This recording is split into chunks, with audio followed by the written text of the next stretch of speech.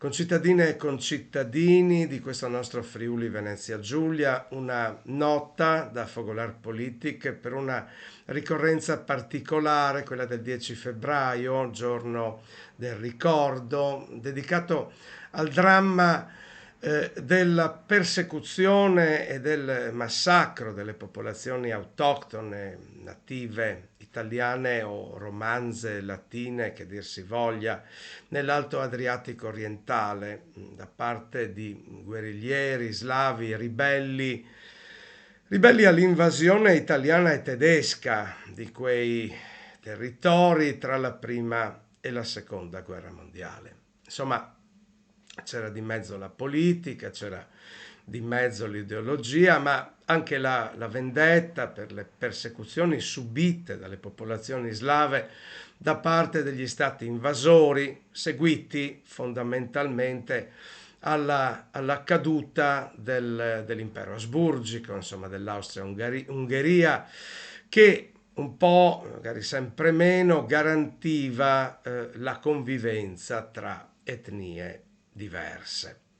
E c'era stata in parte poi la Jugoslavia, che però in seguito era stata invasa dall'Italia e dalla Germania, stati che senz'altro non si sono comportati bene in quei territori e si sono comportati da padroni prepotenti. Ma ecco, chiediamoci, insomma, alla fine di queste tragedie, chi è effettivo grande responsabile? Ma certo gli esecutori, certo gli assassini, certo i persecutori, ma il mandante, chi era il mandante, il grande mandante di tutto questo? La serpe in seno effettiva, insomma, la causa di queste incredibili, vergognose tragedie. La serpe in seno della nostra Europa, in fin dei conti, in quel secolo XX, e stava nell'idea che genti e culture diverse non potessero convivere sotto la stessa bandiera. L'Europa degli Stati-nazione, l'Europa degli Stati nazionali, degli Stati mononazionali.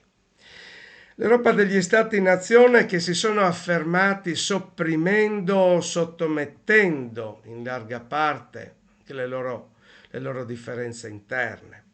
Questa è la serpe che ha strangolato la grande civiltà internazionale, europea, capace di pluralismo, fiera del proprio pluralismo. Questa idea degli stati-nazione, stati-nazione che hanno trasformato popolazioni di antico insediamento in popolazioni ospiti, e le hanno perseguitate. Questa cultura non può appartenerci, non possiamo ricordarla certamente con nostalgia, in particolare noi in questo Friuli Venezia Giulia che è il crocevia delle differenze della nostra Europa. Nel ricordare questa tragedia non dirò viva l'Italia. Non dirò viva l'Italia perché l'Italia è stata uno di quegli stati-nazione che hanno calpestato le differenze.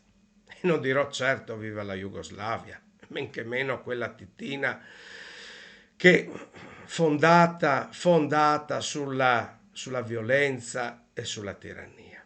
E non dirò viva la Slovenia e non dirò viva la Croazia, anch'essi stati-nazione slavi dal cui labbro pende ancora oggi un po' il rispetto di antiche popolazioni italiche.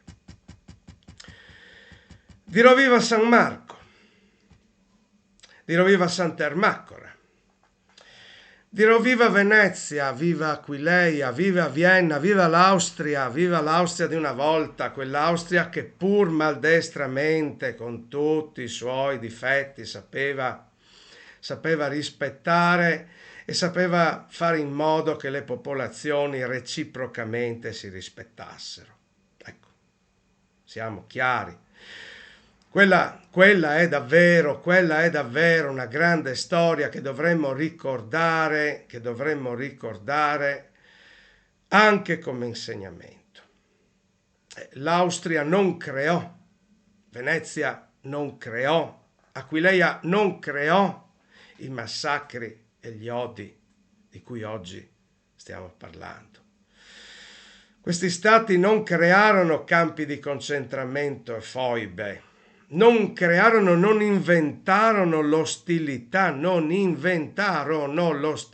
tra le differenze di queste nostre terre, di queste nostre popolazioni che formano ancora oggi il più bel crocevia d'Europa. Ecco, il giorno del ricordo dovrebbe essere il giorno in cui si sceglie da che parte stare. E da che parte stare guardando al passato e da che parte stare guardando al futuro. Non possiamo stare dalla parte degli stati nazionali che hanno perseguitato le differenze che hanno creato tanto dolore.